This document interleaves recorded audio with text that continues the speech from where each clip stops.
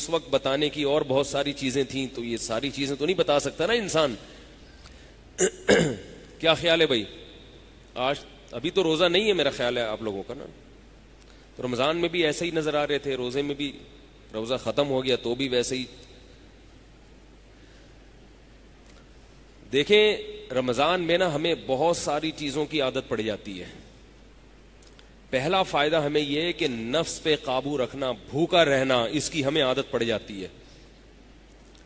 آپ دیکھیں رمضان میں کتنا تھوڑا کھا کے ہم کتنا اچھا چل لیتے ہیں، ہوتا ہے کہ نہیں ہوتا؟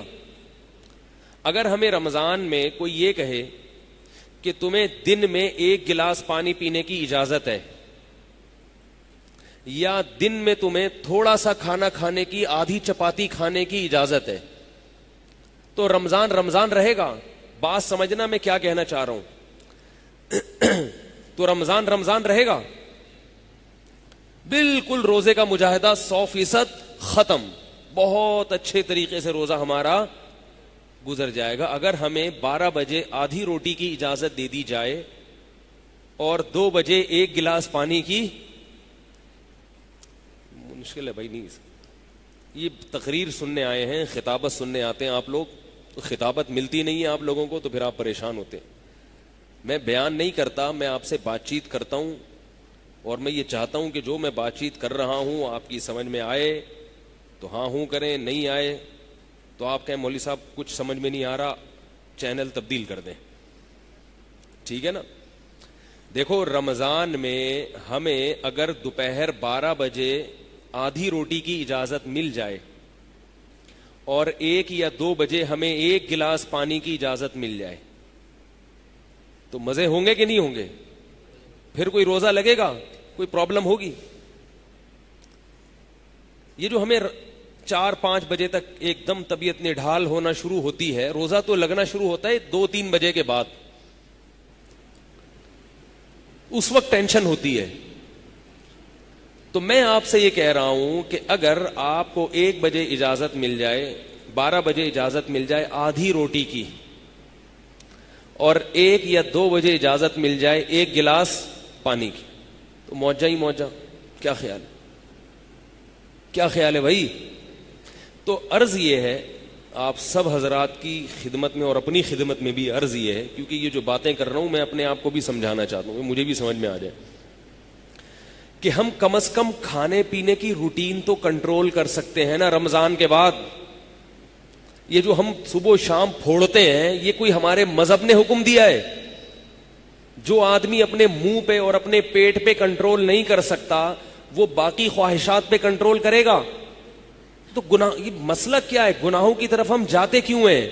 خواہشات پہ کنٹرول نہیں ہے. ڈاکٹر بھی کہہ رہا ہے کم کھاؤ، حکیم بھی کہہ رہے ہیں کم کھاؤ، اور ہمیں پتا ہے کہ ہسپتال بھرے ہوئے ہیں زیادہ کھانے کی وجہ سے، مر جائیں گے، مگر پھر بھی کم نہیں کھاتے. تو جو دنیا کی خاطر غلط کام نہیں چھوڑ سکتا، تو آخرت جو نظر نہیں آ رہی، جنت جو نظر نہیں آ رہی، اس کی خاطر کہاں سے چھوڑے گا بھائی؟ جنت پر تو غیب پر ایمان ہے نا. دنیا تو اپنی آنکھوں سے نظر آ رہی ہے کہ جو کھا رہے ہیں کیسے مر رہے ہیں. وہ سارے مسائل جو پیدا ہو رہے ہیں نا ہمارے معاشرے میں، کھانے سے ہو رہے ہیں یا بھوکا رہنے سے نہیں ہو رہے؟ کھانے سے ہو رہے ہیں سارے مسائل. ہمارے نبی صلی اللہ علیہ وسلم نے کم کھانے کی بے پناہ ترغیب دی ہے. زیادہ کھانے والا دین پہ نہیں چل سکتا، کیونکہ اس کو اپنی خواہشات پہ کنٹرول نہیں ہے. اور یہ ہماری پوری قوم کا المیہ ہے، پوری قوم کا، مسلم قوم کا، کہ ہمیں اپنی خواہشات پہ کنٹرول نہیں ہے. ہر چیز میں آپ دیکھ لو نا، گاڑی پارک کریں گے تو اگر تمیز سے پارک کر دیں کہ بھئی اور نمازیوں نے بھی آنا ہے، یہاں سے کوئی گاڑی گزرے گی تو اس کو تکلیف نہ ہو، تمیز سے پارک کرنے میں 3-4 منٹ اضافی لگ جائیں گے. کیا خیال ہے بھائی؟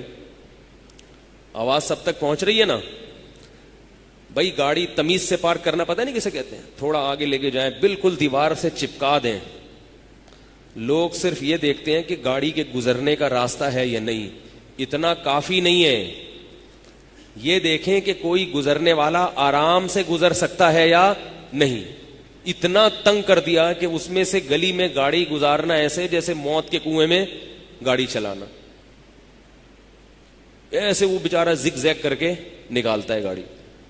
تو مسئلہ کیا ہے ہمارے ساتھ کہ ہم اس کو تمیز سے پار کیوں نہیں کرتے؟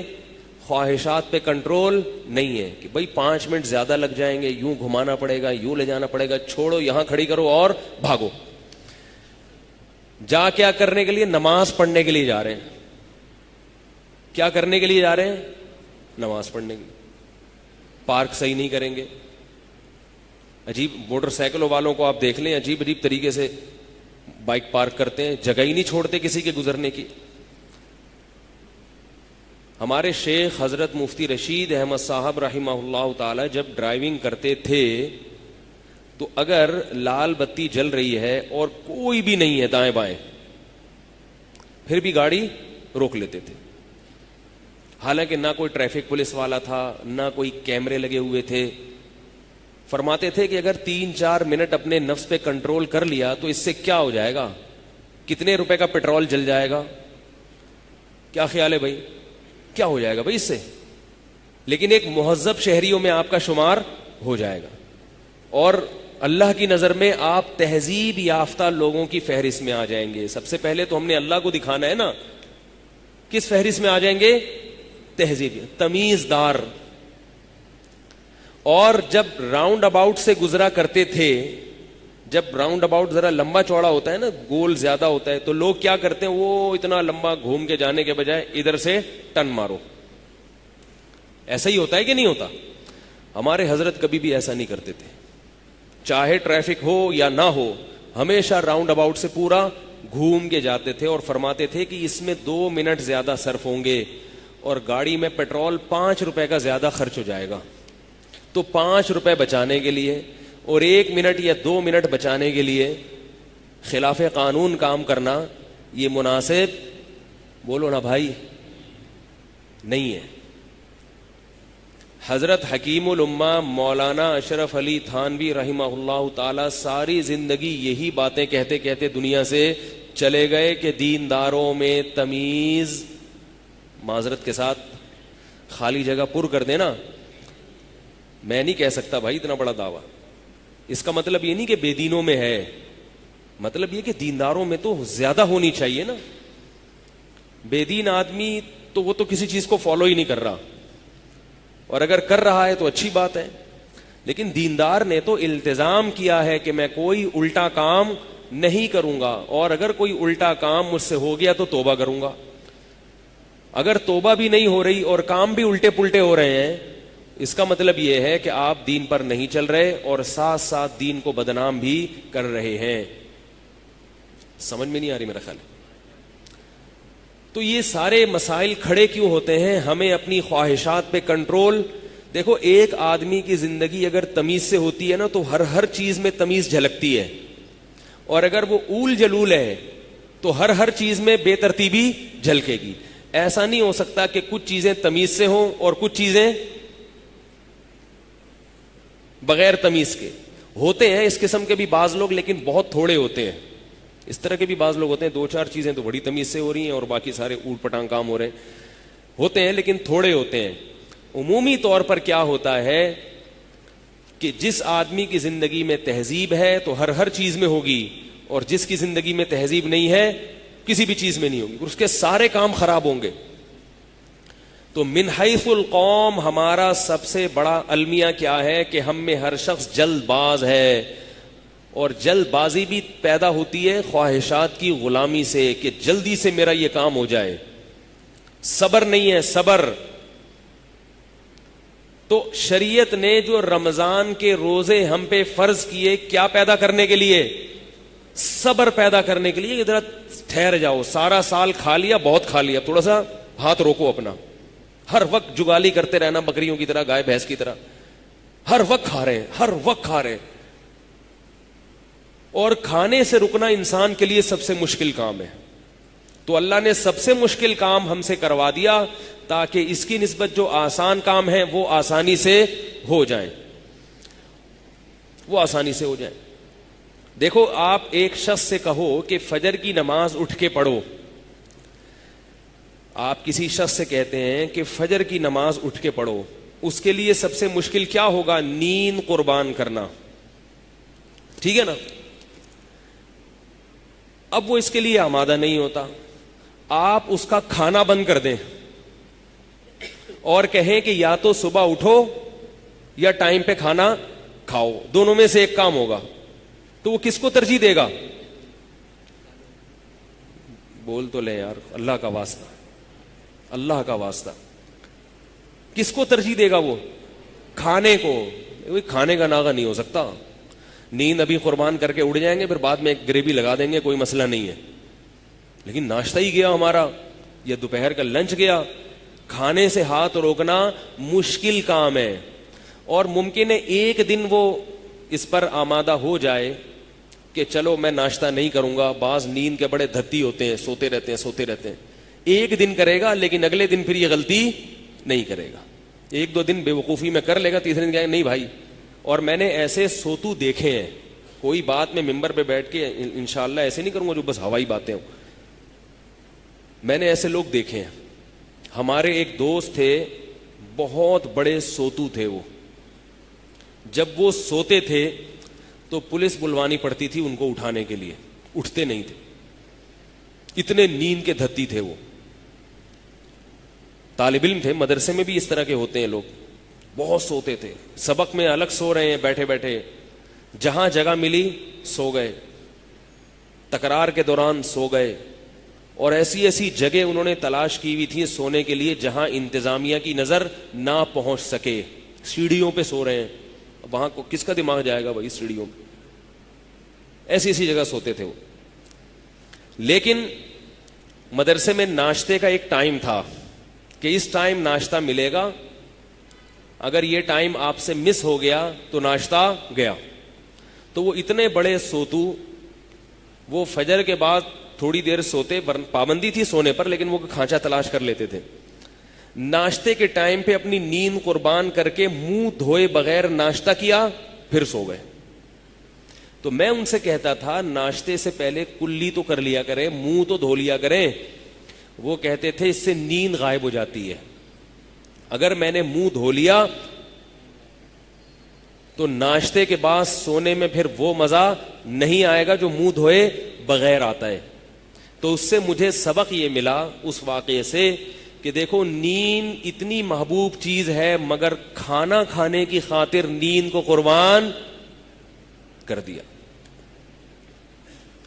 کیا خیال ہے بھائی؟ اب مجھے ایک بات بتاؤ، جن لوگوں نے روزے رکھے ہیں، جنہوں نے نہیں رکھے ان کو تو سمجھ میں یہ چیزیں نہیں آئیں گی، کچھ تو انہوں نے بھی رکھے ہوں گے نا۔ رمضان میں کیسے ہی مسلمان ہو، دو چار تو رکھ ہی لیتا ہے، جمعے کے دن تو رکھ ہی لیتے ہیں لوگ روزہ۔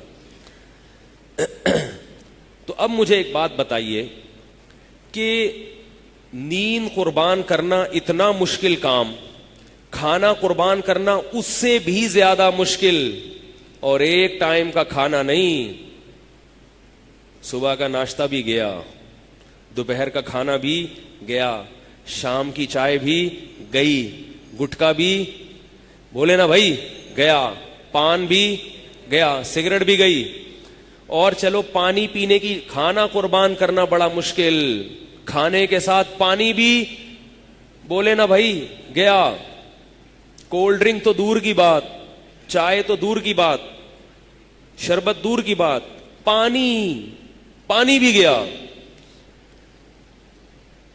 اور ٹائم کیسا رکھا ہے کھانے کا؟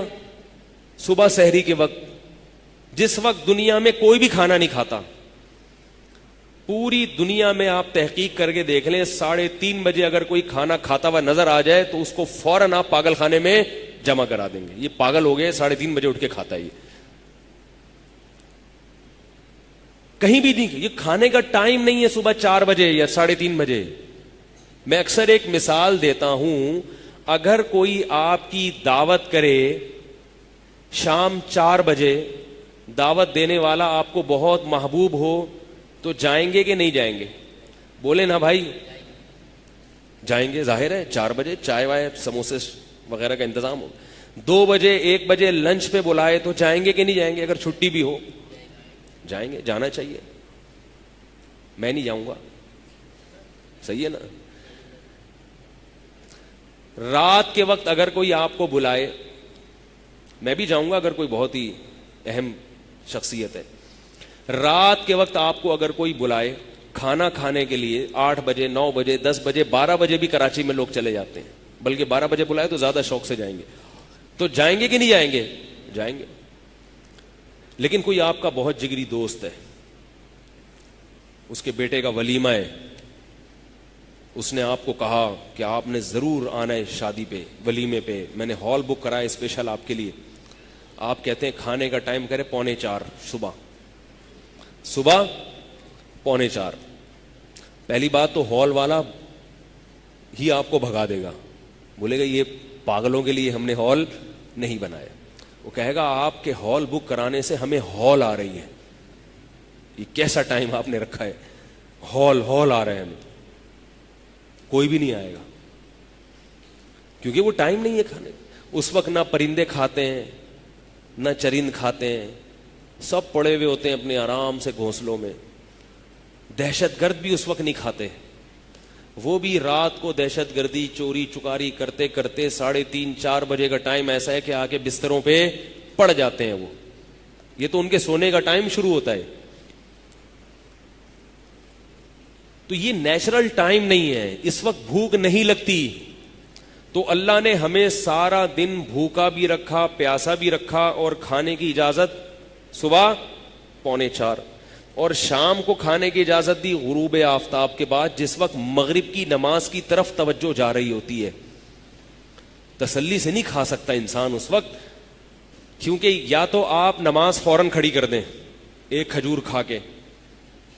افغانستان میں ایسا ہوتا ہے کہ وہ لوگ ایک کھجور پہ روزہ افطار کرتے ہیں اور فوراً مغرب کی نماز پڑھ کے 2 سنتیں پڑھی اور افطاری کے لیے بیٹھ گئے. لیکن اس کا نقصان یہ ہوتا ہے کہ وہ جو اسپیڈ سے مغرب پڑھی جاتی ہے اس میں نماز میں خشوع و خضوع نہیں ہوتا, ساری توجہ کدھر لگی ہوئی ہوتی ہے؟ کھانے کی طرف. ایک تو وہ ویسے ہی اسپیڈ مارتے ہیں نماز میں, اوپر سے پھر جب یہ بھی پتا ہو کہ کھانا ہے, بڑا مسئلہ ہو جاتا ہے, نماز میں دل نہیں لگتا. ہماری جو ترتیب ہے کہ افطاری پہلے نماز بعد میں, اس میں افطاری میں دل نہیں لگتا. جو نمازی ہیں ان کی بات کر رہا ہوں, کیونکہ آپ کو یہ بھی ڈر لگا رہتا ہے کہ جماعت نہ نکل جائے, لہذا بڑی اسپیڈ سے انسان کھا رہا ہوتا ہے, اسپیڈ سے کھا رہا ہوتا ہے, اور تسلی سے کوئی بھی افطاری میں نہیں کھاتا جو نمازی ہے.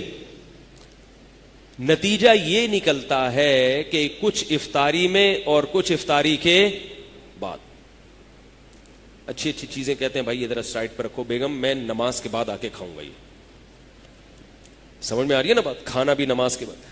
لیکن جب آپ 10-15 منٹ کا وقفہ آ گیا تو اب آپ کی بھوک بہت مشکل ہے. کیا کریں بھائی, بھوک کیا ہو جاتی ہے؟ ختم ہو جاتی ہے. وہ اس طرح سے کھانے کی رغبت نہیں رہتی. سارا دن کا بھوکا پیاسا تسلی سے کھا نہیں سکتا. اب دیکھو کتنا مجاہدہ ہے وہ کھانا جو ہم, جس کے لیے ہم جی رہے ہیں, جس کے لیے جاب کر رہے ہیں, جس کے لیے یعنی سارا دن کی ایکٹیویٹیز ہماری اسی کھانے کے لیے ہیں. حلال حرام کی پرواہ کیے بغیر کھا رہے ہیں. اس کھانے میں اللہ ہم سے کتنا مجاہدہ کروا دیتے ہیں, کتنا سخت مجاہدہ کرواتے ہیں. عام دنوں میں اگر ہمیں کوئی کہے کہ تھوڑا کھا کے اٹھ جانا تو کوئی اٹھتا ہے؟ نہیں اٹھتا. جبکہ بھوک اتنی نہیں لگ رہی ہوتی. رمضان میں اتنی سخت بھوک لگ رہی ہوتی ہے, اتنی سخت پیاس لگ رہی ہوتی ہے, مگر اس وقت بھی ہم تسلی سے نہیں کھاتے اور تھوڑا سا کھا کے اٹھ جاتے ہیں, چلے جاتے ہیں نماز کی. تو بھائی اتنی اللہ نے اتنا ہم سے مجاہدہ کروا لیا. اب میں اس مثال کی طرف آتا ہوں وہ جو میں نے مثال دی تھی کہ اگر ہمیں رمضان میں اس کی اجازت مل جائے کہ دوپہر 12 بجے آدھی روٹی اور 1 بجے پانی پی سکتے ہو تم. تو یہ سارا مجاہدہ کیا ہو جائے گا؟ ختم ہو جائے گا. بہت آسانی سے روزے شروع ہو جائیں گے. کیونکہ وہ جب طبیعت ڈاؤن ہونا شروع ہوتی ہے اس وقت ایک گلاس پانی سے انرجی بحال. اس میں اگر آپ لیمن بھی ڈال دیں اور چینی بھی ڈال دیں یا شہد ڈال دیں تو سبحان اللہ. تو میں آپ سے یہ کہہ رہا ہوں کہ رمضان گزرنے کے بعد ہم یہی روٹین کھانے پینے کے معاملے میں اپنی کیوں نہیں کر لیتے؟ کیا خیال ہے بھائی؟ اور آسانی ہو گئی. اب 3:30 بجے مت کھاؤ, صبح 8 بجے کھا لو, 7 بجے کھاؤ, مگر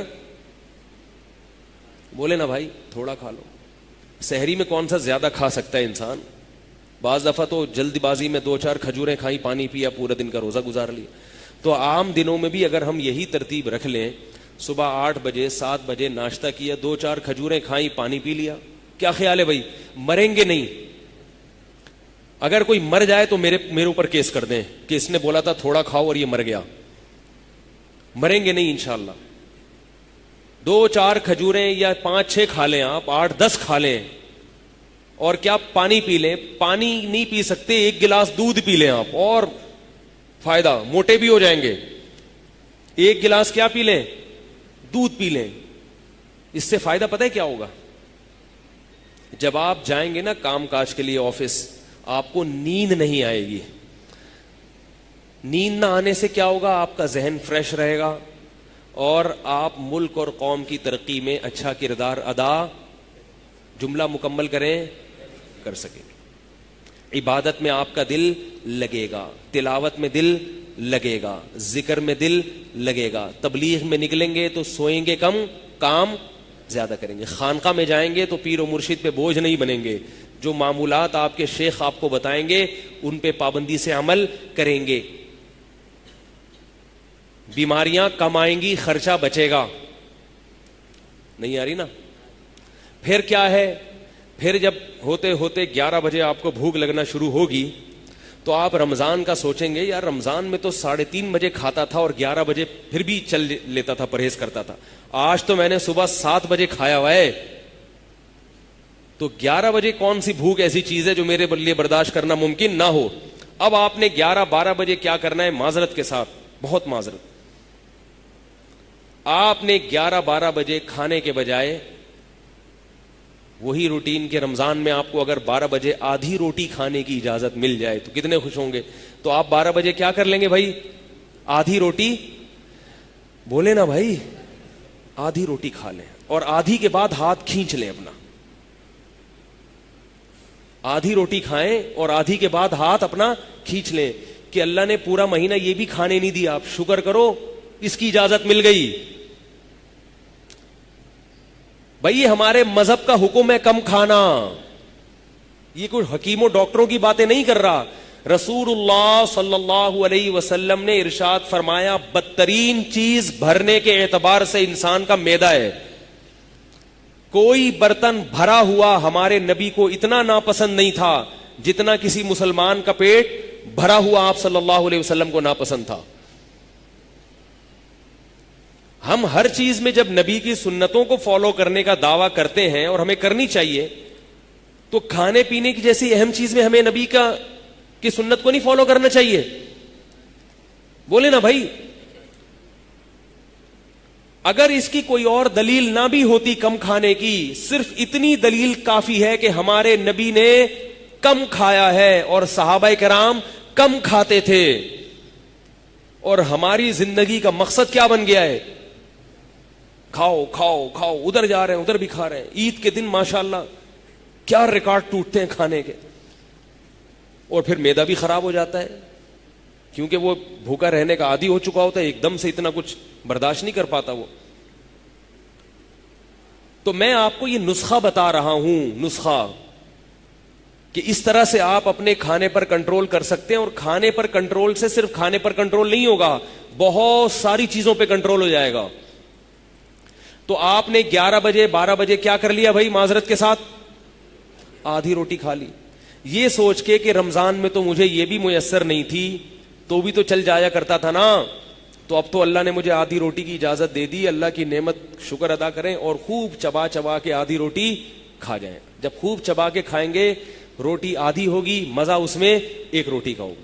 اور چلیں آدھی نہیں کھاتے, ایک کھا لینا بھائی, ایک سے زیادہ اللہ کا واسطہ بولو نا بھائی, ایک سے زیادہ نہیں کھائیں, کوشش کریں آدھی, ورنہ ایک کھا لیں, خوب چبا کے کھائیں تو وہ ہوگی ایک, مزہ اس میں کتنی کا آئے گا, 2 کا آئے گا, اور پیٹ اتنا بھرے گا جتنا 2 میں بھرتا ہے. جب زیادہ چبا کے کھائے جاتا ہے نا تو پیٹ اتنا ہی بھر جاتا ہے. اس کے بعد آپ تھوڑی دیر قیلولہ کر لیں, آدھا گھنٹہ 1 گھنٹہ. نبی صلی اللہ علیہ وسلم نے ارشاد فرمایا, قیلوا فإن الشیطان لا تقیل, قیلولہ کرو کیونکہ شیطان قیلولہ نہیں کرتا. کیا مطلب, اتنا جاگنا, دوپہر کو نہ سونا, آرام نہ کرنا, یہ کس کا کام ہے؟ شیطان کا. تبھی شیطان آرام نہیں کرتا نا تو پھر سارا دن شیطانی کام کرتا رہتا ہے بیٹھ کے, کیونکہ دماغ میں جب سکون نہیں ہوگا تو کام رحمانی نہیں ہوں گے بلکہ شیطانی ہوں گے. اللہ کا کام کرنے کے لیے دماغ میں کیا ہونا چاہیے؟ سکون. اتنی سخت ترغیب دی نبی صلی اللہ علیہ وسلم نے. آپ آفس میں ہیں, آپ کہیں میں آفس میں کیسے سو سکتا ہوں, تو بھائی آپ سیٹ پہ بیٹھے بیٹھے سر رکھ کے, تو صبح سے تو سو ہی تو رہے تھے نا آپ, وہاں کون سا کوئی کام کر رہے تھے آپ بیٹھ کے بھائی, وہاں کون سا کوئی کام ہو رہا تھا. تو اب سنت کی نیت سے سو جائیں آدھا گھنٹہ, اور پھر آدھا گھنٹہ جو آپ نے کام آفس میں نہیں لگایا یہ گریوی لگا دیں بعد میں, تاکہ تنخواہ حلال ہو جائے, کیونکہ گورنمنٹ آپ کو سونے کی تنخواہ نہیں دیتی, کام کرنے کی تنخواہ دیتی ہے. آدھا گھنٹہ, پونا گھنٹہ آپ سر رکھے, کیونکہ آپ نے تھوڑا کھایا ہے تو آپ کے لیے تھوڑی نیند انشاءاللہ کافی ہوگی. جتنا زیادہ کھاؤ گے نیند کے دورانیے کو اتنا بڑھانا پڑے گا. نئی نیند کو بڑھاؤ گے تو دماغ خراب ہوگا. جو آدمی جتنا زیادہ کھاتا ہے اسے پھر اتنا ہی زیادہ سونا پڑتا ہے اسے ہضم کرنے کے لیے, کیونکہ ہضم جبھی ہوتا ہے جب ہم سوتے ہیں. کم کھائیں گے تو نیند کم آئے گی, اور آدھا گھنٹہ کی نیند, جن لوگوں کو عادت نہیں ہے نا وہ آفس میں ٹیبل پہ سر رکھ کے آدھا گھنٹہ بس آنکھیں بند کر لیں. چند دن یہ کریں گے تو 2 4 5 6 دن کے بعد نیند آنا خود بخود شروع ہو جائے گی. یہاں تک سمجھ میں آ گئی بات کہ نہیں آئی؟ پھر آپ نے کیا کرنا ہے, 2 بجے 1 بجے آپ کو لگے گی پیاس, پانی آپ جتنا مرضی پیئیں. رمضان میں تو پیاسے چلتے تھے نا, اب آپ کو اللہ نے اجازت دیتی کہ جتنا چاہے پانی پر نہ اللہ کی طرف سے کوئی پابندی, نہ ڈاکٹروں کی طرف سے, نہ حکیموں کی طرف سے. آپ کا معدہ, گلاس پانی جتنا مرضی پئیں, جتنی پیاس لگ رہی ہے پیتے رہیں. اور اگر آپ یہ سمجھتے ہیں 2 3 4 بجے کہ یار مجھے تسلی نہیں ہوئی, یہ مولوی صاحب نے کیا کھلا دیا مجھے تسلی نہیں ہوئی, میں تو جب تک اتنے پراٹھے اتنی روٹیاں نہیں کھاؤں تو مجھے تسلی نہیں ہوتی, تو 2 چیزیں سوچ لیا, 2 کام کر لیا کریں. ایک یہ کہ رمضان میں تو یہ بھی نہیں مل رہا تھا تو کیسے چلتا تھا میں, رمضان میں تو یہ بھی نہیں مل رہا تھا تو مغرب تک کیا مر جاتا تھا, بے ہوش ہو جاتا تھا, کیا ہوتا تھا, چل جاتے تھے نا. اب تو اللہ نے آسانی دے دی. دوسرا کام یہ کر لیا کریں کہ اگر پھر بھی آپ کو کمزوری ہو رہی ہے یا کوئی ویکنیس محسوس ہو رہی ہے تو شہد ملائیں پانی میں اور تھوڑا سا نیمبو نچوڑیں اور شکنجی بنا کے اپنے خرچے پہ بولے نا بھائی پی جائے, بڑا مزہ آئے گا. اس سے طاقت بھی بحال, وٹامن سی, شہد اور پانی پیتے رہیں آپ, کوئی پابندی آپ پر نہیں ہے. کھانا نہ کھائیں اللہ کا واسطہ, دوبارہ کھانا نہ کھائیں. وہ جب آپ پیئیں گے تو آپ کی جو انرجی ہے وہ کیا ہو جائے گی, بحال. آپ خود آپ محسوس کریں گے جسم میں چستی, پھرتی, عبادت کا مزہ, اور دوبارہ نیند نہیں آئے گی آپ کو, نیند نہیں آئے. پھر آپ نے رات کا کھانا کھانا ہے مغرب کے بعد, اس وقت آپ کو لگے گی ٹائٹ قسم کی بھوک. ہونا تو یہ چاہیے کہ اس وقت بھی کم کھائیں, لیکن میں نے چونکہ اگلے جمعے بھی بیان کرنا ہے, آپ کہیں گے کیا مشورہ دے رہے ہیں بھائی, ہم کو کیا کر رہے ہو بھائی, یہ پیسے کیوں ہیں, تو بے شک آپ ڈٹ کے کھا لیں, تھوڑا سا بھوک لگے گی آپ کو, لیکن ایک ٹائم آپ کا ڈٹ کے ہو جائے گا. ڈٹ کے کا مطلب یہ نہیں ہے کہ کھاتے چلے جائیں پیٹ خراب ہو جائے. فی الحال ویسے تو ہمارے بزرگان دین رات کو ڈٹ کے نہیں کھاتے تھے, کم کھاتے تھے. رات کو تو کم کھانا چاہیے رات کو, لیکن چلیں آپ سارا دن کا مجاہدہ ہے آپ کا, تو رات کو آپ کیا کر لیں, 2 روٹی کھا لیں, ٹھیک ہے نا, کیونکہ اپنے خرچے پہ اگر کھا رہے ہیں تو ہمیں کوئی اشکال نہیں ہونا چاہیے. 2 روٹی آپ کھا لیں, اور یا پھر زیادہ بہتر یہ کہ صبح 2 روٹی کر دیں اور رات کو آدھی روٹی کر دیں. رات کو کم کھانا زیادہ بہتر ہے, صبح اگر تھوڑا بہت زیادہ بھی ہو جائے تو چلتا ہے وہ. تو یہ روٹین اگر آپ کر لیں میرے بھائی تو اس کا بڑا فائدہ ہوگا. ایک تو نیند کم آئے گی, ہم آدھی سے زیادہ زندگی ہماری سوتے میں گزرتی ہے. ہم میں کوئی 60 سال کی زندگی, کوئی 70 سال کی زندگی لے کر آیا ہے. تو اگر آپ ذرا کیلکولیشن کر کے دیکھیں, ترقی یافتہ قوموں کی 1/3 زندگی سوتے میں گزر رہی ہے اور ہماری آدھی زندگی, جبکہ صحابہ کرام اور رسول اللہ صلی اللہ علیہ وسلم کی جو 24 گھنٹے کی نیند تھی 3 سے 4 گھنٹے, اس سے زیادہ صحابہ نہیں سوتے تھے. اور ہمارے جو اکابر تھے, حضرت شیخ الحدیث مولانا زکریہ رحمہ اللہ تعالی 24 گھنٹے میں صرف 2.5 گھنٹے سوتے تھے. 2.5 گھنٹے. نہیں آ رہی بات؟ یہ تھے ہمارے مولوی دیندار. اور آج ہم لوگوں کا کیا حال ہو گیا ہے؟ علامت بن گئی ہے کہ کوئی داڑھی والا ہے, نمازی ہے, تو سب سے بڑا سوتو ہوگا وہ, اللہ معاف فرمائے. سب سے بڑا کیا ہوگا؟ یہ لوگ کہتے ہیں سوتو ہوگا, سب سے زیادہ یہی سوتا ہوگا. اس کی ایک وجہ بھی ہے کہ وہ بیچارہ سکون میں ہوتا ہے, اور عام آدمی کو سکون نہیں ہے, تو وہ کوشش اس کی بھی یہی ہوتی ہے کہ میں بھی 18 گھنٹے سوؤں, لیکن نیند نہیں آتی اس کو. تو دیندار کو نیند آ جاتی ہے تو وہ اس لیے زیادہ سو جاتا ہے, ورنہ نیت سب کی یہی ہوتی ہے کہ 18 سے 20 گھنٹے صحت کے لیے سونا مناسب ہے. 4-5 گھنٹے رہ جائیں گے وہ پڈے بازی میں گزر جائیں گے. ٹھیک ہے نا, وہ پڈے بازی میں گزر جائیں گے, تو لڑائی جھگڑے میں گزر جائیں گے. کراچی پاکستان کے جو امیر ہیں تبلیغی جماعت کے, حضرت حاجی عبد الوہاب صاحب دامت برکاتہم العالیہ, ان کا پتہ ہے آپ کو کتنی دیر سوتے ہیں؟ اس عمر میں 100 سال سے زیادہ ان کی عمر ہے. اگر آپ ان کے ساتھ ٹائم گزاریں, جن لوگوں نے گزارے وہ بتاتے ہیں بہت تھوڑا سوتے ہیں. لیٹ کے تو سوتے ہوئے ان کو دیکھا ہی نہیں ہے کبھی. ہمارے جو بزرگان دین تھے وہ کوشش کرتے تھے کہ لیٹ کے سونے کی نوبت نہ آئے, چلتے پھرتے سو, بس چلتے پھرتے, کام بھی ہو, جب تھک گئے وہیں ٹیک لگائی سو گئے. جب زیادہ تھکاوٹ ہوتی ہے تو لیٹتے ہی نیند آ جاتی ہے. اور یہ میں نے تجربہ کر کے دیکھا ہے, تجربہ کر کے دیکھا. آپ کو جب نیند آ رہی ہے آپ اس وقت لیٹ جاؤ, 15-20 منٹ گہری نیند کے بعد جب آپ اٹھو گے, نہا دھو کے فریش ہو جاؤ, بالکل فریش ہو جاؤ گے, آپ تازہ ہو جاؤ. یہ جو ہم اتنا سو رہے ہیں اور اتنا کھا رہے ہیں, یہ چیزیں ہمارے دین کو بھی نقصان پہنچا رہی ہیں اور ہماری صحت کو بھی نقصان پہنچا رہی ہیں. ہم نہ دین کے کام کے رہتے ہیں نہ دنیا کے کام کے. اور یہ جو ہمارا پڑھنے والا طبقہ ہے نا یونیورسٹیوں میں اور کالجوں میں, یہ جاگنے کے لیے پھر ڈرگس لیتا ہے, دوائیں کھاتا ہے, جس سے صحت برباد ہو جاتی ہے, سارا سسٹم اندر کا تباہ ہو جاتا ہے. بھائی جاگنا چاہتے ہو کم کھاؤ, نیند کم آئے گی, اور جب آئے 15 منٹ کے لیے سو جاؤ اور پھر اٹھ کے کام شروع کر دو. ہمارے شیخ حضرت مفتی رشید احمد صاحب رحمہ اللہ تعالی دوپہر میں صرف 15 منٹ سوتے تھے. کیسے؟ مطالعہ کرتے کرتے تھک گئے, کھانا کھایا, وہیں لیٹ گئے, ٹھیک 15 منٹ کے بعد اٹھ کے بیٹھ جاتے تھے. اور 15 منٹ میں اتنی گہری نیند ہوتی تھی کہ نیند کا جو 5واں اسٹیپ ہے نا, جو سب سے آخری ہوتا ہے, اس میں چلے جاتے تھے. جب انسان بہت تھکا ہوا ہوتا ہے, کم سوتا ہے, تو جتنا سوتا ہے وہ سونا بڑا اس کا خاندانی سونا ہوتا ہے. ایسا نہیں ہوتا کہ بستر پہ لیٹے ہوئے اور کروٹیں لے رہے ہیں اور ستارے گن رہے ہیں بیٹھ کے, 4 گھنٹے انتظار میں گزار دیے نیند کے, 5ویں گھنٹے میں نیند آنا شروع ہوئی. یہ نہیں ہوتا. تو بھائی رمضان میں ہمیں عادت پڑ گئی ہے. کیا خیال ہے؟ پڑ گئی نا. ابھی عید کے 3-4 دن میں تو عادت کی ایسی کی تیسی ہو گئی ہوگی, لیکن وہ 1 مہینے کی یادیں کچھ تو ہوں گی. تو تھوڑا سا کھانے پہ ہاتھ کیا کر لیں؟ بولو نا بھائی, کنٹرول کر لیں. تھوڑا کنٹرول کرو اللہ کے بندو.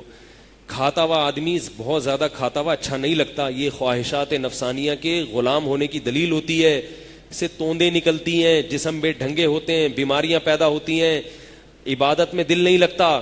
جب دماغ موٹا ہوتا ہے تو کوئی بات بھی اس کی سمجھ میں نہیں آتی. یہ والی بھی نہیں آتی جو میں سمجھا رہا ہوں ابھی, یہ والی بھی نہیں آتی. کم کھانے سے کیا، اب دیکھیں آپ رمضان میں جب ہم افطاری کے وقت کھاتے ہیں تو کتنی اٹرم پٹرم چیزیں کھاتے ہیں نا، لیکن بدہضمی نہیں ہوتی. یہی اگر ہم عام دنوں میں اتنے سموسے کھا لیں یا اتنے پکوڑے کھا لیں اور پانی بھی پی لیں اس کے ساتھ، شربت بھی پی لیں، تو فوراً بدہضمی ہو جائے گی. تو رمضان میں کیوں نہیں ہوتی افطاری کے وقت بدہضمی؟ اس لیے کہ اتنا معدہ بھوکا رہ چکا ہوتا ہے کہ وہ سب چیزوں کو جذب کرنے کی صلاحیت اس میں پیدا ہو چکی ہوتی ہے. یہاں تک کہ ماہرین یہ کہتے ہیں کہ اگر آپ کو کسی چیز سے پرہیز ہے، بھوکا رہنے کے بعد وہ چیز بھی اگر تھوڑی مقدار میں کھاؤ گے تو آپ کو نقصان نہیں پہنچائے گی. تو پہلی بات تو یہ ہوئی کہ رمضان کا ہم نے فائدہ یہ اٹھانا ہے کہ اپنے کھانے کو پورے سال کے لیے کیا کرنا ہے، کنٹرول. دوسری بات یہ کہ پورا مہینہ ہم نے روزے رکھے، ہمیں پورا مہینہ گرمی میں کنٹینیو روزے رکھنے کی عادت پڑ گئی. یہ عادت جب پڑ گئی ہے تو اب اس عادت کا ہم فائدہ اٹھا کے نفلی روزوں کا معمول بنائیں. کیا خیال ہے بھائی؟ غلط تو نہیں کہہ رہا؟ اب نفلی روزے رکھنا ہمارے لیے کیا ہو گئے؟ آسان، کیونکہ عادت پڑی ہوئی ہے. ایسی عادت پڑ جاتی ہے رمضان میں کہ عید کے بعد 2-3 دنوں تک پانی پیتے ہوئے پہلے آدمی سوچتا ہے کہ پینا ہے کہ نہیں پینا. ایک دم سوچنا پڑتا ہے، ہاں بھائی روزہ نہیں ہے، پی لو. عادت پڑ جاتی ہے بھوکا پیاسا رہنے کی. تو اس عادت کا فائدہ اٹھاتے ہوئے نفلی روزے رکھنے چاہیے کہ نہیں رکھنے چاہیے؟ بولے نا بھائی. دیکھو نفلی نماز بھی تو پڑھتے ہیں نا ہم، جمعے سے پہلے 4 سنت، فرض تو نہیں ہے نا، سنت موقدہ ہے لیکن فرض تو نہیں ہے. جمعے کے بعد بھی 4 سنت، جیسا مرضی نالائق ہو سنت موقدہ تو پڑھ ہی لیتا ہے وہ. فرض نماز ہے مغرب کے 3، اس کے بعد 2 سنت لوگ پڑھ ہی لیتے ہیں. عشاء کے 4 فرض ہیں، اس کے بعد 2 سنت، حالانکہ وہ فرض نہیں ہے لیکن پڑھ ہی لیتے ہیں. تو جیسے فرائض میں، فرض نماز میں کچھ نہ کچھ اپنے اعمال میں ہم نوافل کا ذخیرہ بھی رکھتے ہیں. صدقات و خیرات میں زکوٰۃ فرض ہے لیکن اس پر اکتفا نہیں کیا جاتا، نفلی صدقات بھی لوگ کرتے ہیں. کیا خیال ہے بھائی؟ تاکہ اس کا بھی ایک ذخیرہ ہمارے اعمال میں موجود رہے. تو ایسے ہی جب نماز میں نوافل کا ذخیرہ بھی ہم رکھتے ہیں اور زکوٰۃ میں نوافل کا ذخیرہ بھی ہم رکھتے ہیں، تو روزے میں کیا مسئلہ ہے کہ بھائی جب جیسے ہی چاند نظر آیا اس کے بعد اب کبھی بھی روزہ نہیں رکھیں گے جب تک کہ دوبارہ چاند کا اعلان نہیں ہوگا. اس کے درمیان میں بھی رکھ سکتے ہیں. تو نبی صلی اللہ علیہ وسلم نے ایام 20 کے روزوں کو سنت قرار دیا. چاند کی 13، 14 اور 15 تاریخ، چاند کی 13ویں تاریخ، 14ویں تاریخ اور 15ویں. تو ان 3 دنوں میں آپ صلی اللہ علیہ وسلم نے فرمایا جو روزہ رکھے گا پورے مہینے کے روزوں کا ثواب ملے گا. کیونکہ اللہ کے ہاں 1 نیکی 10 نیکیوں کے برابر، تو 3 روزے 30 روزوں کے برابر. کتنی بڑی فضیلت ہے بھائی. کیا خیال ہے؟ اور اس سے جو رمضان میں ہمیں کم کھانے کی عادت پڑی ہے وہ عادت بحال رہے گی. ورنہ رمضان گزرنے کے چند دنوں کے بعد پتہ ہی نہیں چلتا مسلمان کی کھانے پینے کی روٹین دیکھ کے کہ اس نے زندگی میں کبھی کھانا چھوڑا بھی ہوگا. ہماری کھانے کی روٹین دیکھ لے کوئی گورا تو کہے گا یہ دنیا چھوڑ سکتے ہیں، یہ کھانا نہیں چھوڑ سکتے، کھانا نہیں چھوڑ سکتے. تو ایام 20 کے روزے 13ویں تاریخ، 14ویں تاریخ اور بولو بھائی 15ویں تاریخ. اسی طرح نبی صلی اللہ علیہ وسلم کی سنت ہے پیر اور جمعرات کا روزہ. کون سا روزہ؟ پیر اور جمعرات. تو ہمیں رکھنا چاہیے. اپنے گھر والوں کو بھی ترغیب دینی چاہیے. جیسے رمضان میں ہمارے گھروں میں عورتیں بھی رکھتی ہیں، بچے بھی روزے رکھتے ہیں. عربوں میں یہ عادت ہے، عرب معاشرے میں پیر اور جمعرات کا روزہ سب گھر والے رکھتے ہیں. بہت سے عرب قوموں میں یہ عادت ہے. وہ ایسے ہوتا ہے جیسے ان کے یہاں رمضان ہے. یہ ایام 20 کے روزے سب رکھتے ہیں. حرم میں جو لوگ عمرہ کرنے جاتے ہیں دیکھا ہوگا کہ پیر کے دن اور جمعرات کے دن باقاعدہ افطاری کے لیے دسترخوان لگتا ہے. جو پاکستانی نئے ہوتے ہیں ان کو یہ پتہ نہیں ہوتا کہ یہ لوگ روزہ رکھتے ہیں، تو وہ حیران ہوتے ہیں آج خیریت تو ہے، یہ دسترخوان کیوں بچھایا جا رہا ہے اور ہمیں کھجوریں کیوں کھلائی جا رہی ہیں. جو ہوتے ہیں نا تو وہ پھر عجیب عجیب حرکتیں شروع کر دیتے ہیں. ابھی میں نے دیکھا وہاں حرم میں دسترخوان لگا تو جو پاکستانیوں کو پتہ نہیں تھا انہوں نے پہلے ہی کھانا شروع کر دیا. ابھی افطاری میں 15 منٹ باقی ہیں اور انہوں نے کھانا شروع کر دیا. کیونکہ ان کے ذہن میں یہ تھا ہی نہیں کہ یہ روزے، انہوں نے کہا یہ تو رمضان تھوڑی ہے، یہ تو شاید ویسے ہی ریفریشمنٹ کے لیے انہوں نے کوئی انتظام کی. تو ہم نے کونی ماری، ہم نے کہا اپنی بھی بےزتی کراؤ گے اور ہماری بھی کراؤ. وہ کہیں گے سارے پاکستانی ایسے ہی ہوتے ہیں. تو ان کے ذہن میں یہ ہے کہ پاکستانی کھاتے ہیں روزہ نہیں رکھتے. کیا خیال ہے بھائی؟ تو پیر اور جمعرات کا روزہ ہمت کر کے، کیا خیال ہے؟ میں یہ جتنی باتیں کہہ رہا ہوں اپنے لیے بھی کہہ رہا ہوں تاکہ اللہ مجھے بھی عمل کی توفیق دے.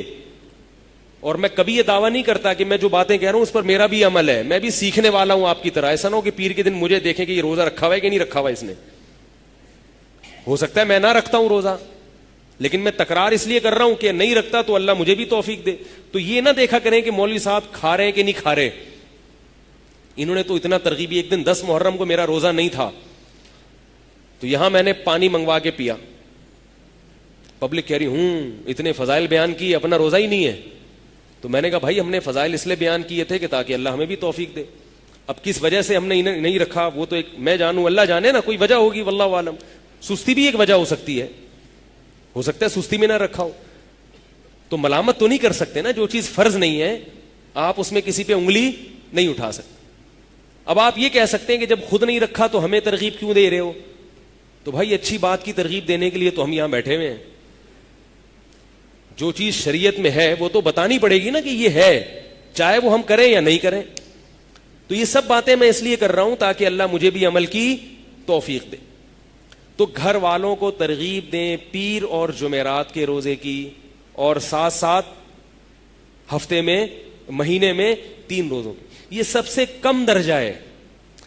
صحابہ کرام کا معاملہ تو بہت آگے تھا. بعض صحابہ نے پوری زندگی روزے رکھے، موت کا وقت آیا تو رو رہے ہیں.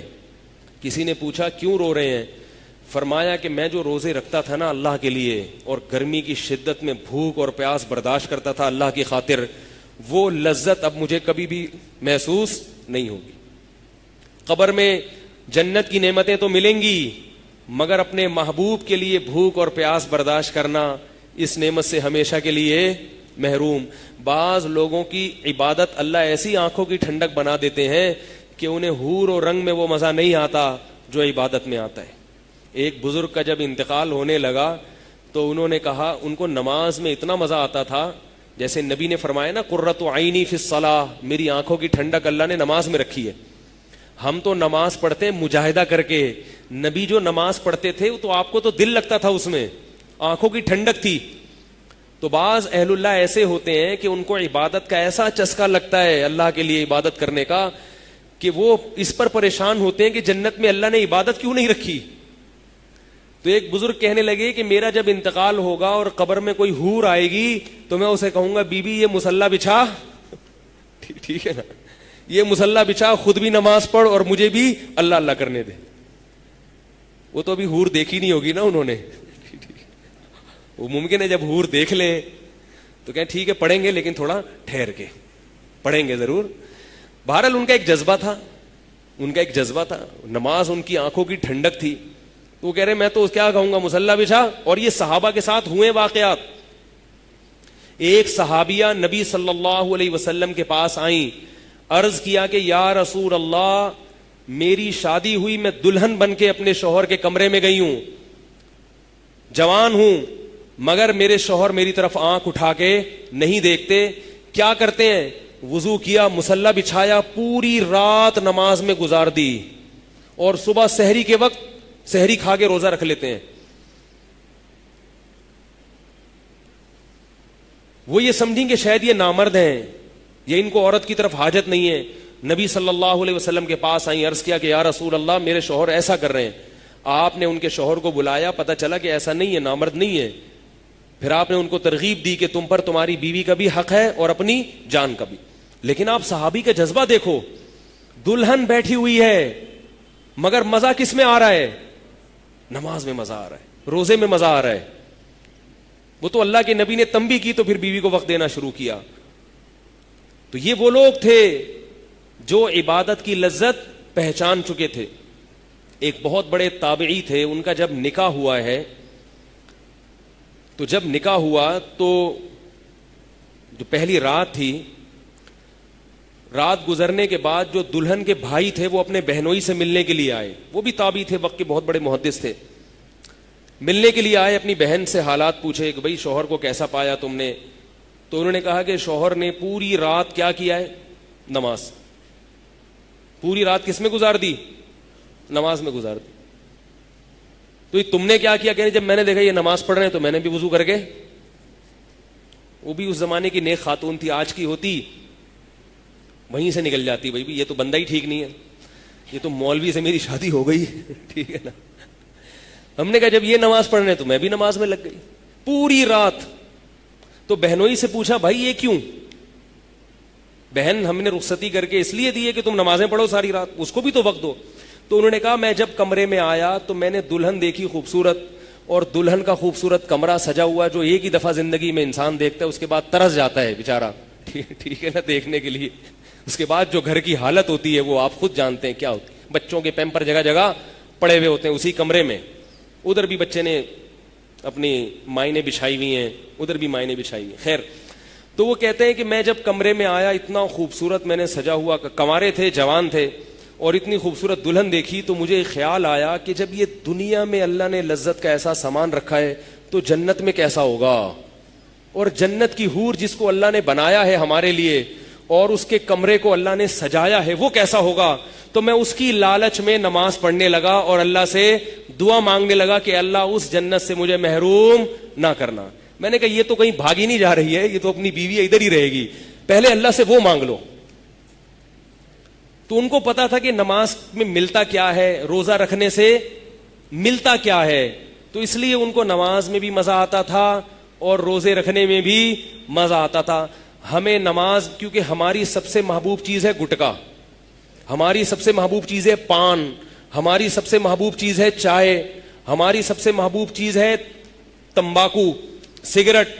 ہمیں روزے میں یہ چیزیں نہیں ملتی, لہذا دنیا کا ہر کام کر سکتے ہیں مگر روزہ نہیں رکھ سکتے. تو یار کیسے گزارو, نسوار کے بغیر کیسے میں چلوں گا سارا دن, بھائی گٹکے کے بغیر کیسے چلوں گا.